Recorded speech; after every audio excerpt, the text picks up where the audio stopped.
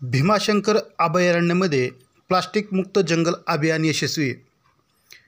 वन्यजीव विभाग Pune, green umbrella organisation Mumbai व राष्ट्रीय सेवा योजना +2 सोलापूर जिल्हा यांच्या संयुक्त विद्यमाने प्लास्टिक मुक्त जंगल अभियानांतर्गत दिनांक 26 मे 2024 रोजी भीमाशंकरच्या अभयारण्यामध्ये पर्यटकांनी फेकून दिलेल्या विविध प्रकारच्या प्लास्टिकच्या कचऱ्याचे एकत्रीकरण केले।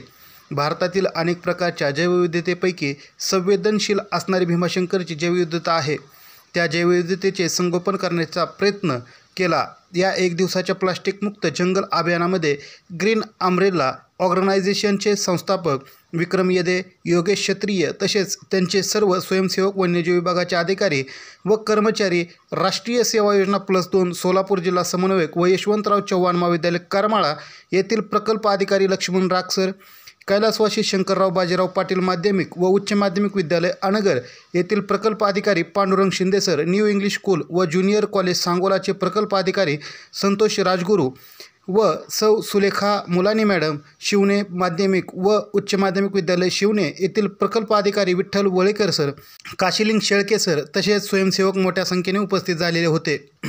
त्याचबरोबर या अभियानामध्ये भीमाशंकरच्या दर्शनासाठी आलेले भाविक व पर्यटक यांनाही सहभागी करून घेण्यात आले।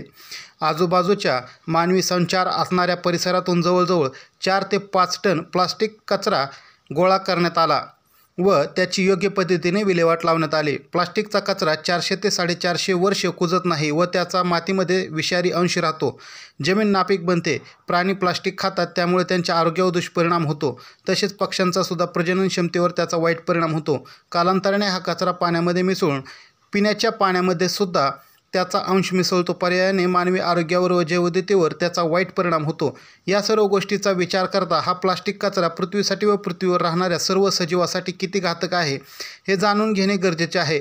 याचे गांभीर्य आपण नाही जाणून घेतले तर भविष्यात पृथ्वी म्हणजे एक कचऱ्याचा मोठा ढिगारा बनेल असे म्हटले तर वावगे ठरणार नाही। अभियानाच्या शेवट सर्व स्वयंसेवकांनी ग्रीन अम्ब्रेला ऑर्गनायझेशन मुंबई यांच्या वतीने प्रशस्तीपत्रक देऊन गौरव करण्यात आला।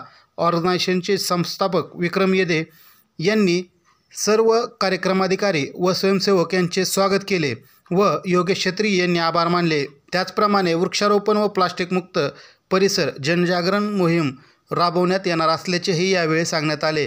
5 जून जागतिक पर्यावरण दिनाच्या निमित्ताने सोलापूर जिल्ह्यातील राष्ट्रीय सेवा योजना +2 चे 1100 स्वयंसेवक व 19 प्रकल्प अधिकारी यांच्या वतीने संपूर्ण जिल्ह्यामध्ये वृक्षारोपण व प्लास्टिक मुक्त महाविद्यालय व परिसर याविषयी जनजागरण करण्याचा मानस असल्याचेही यावेळी सांगण्यात आलेले आहे।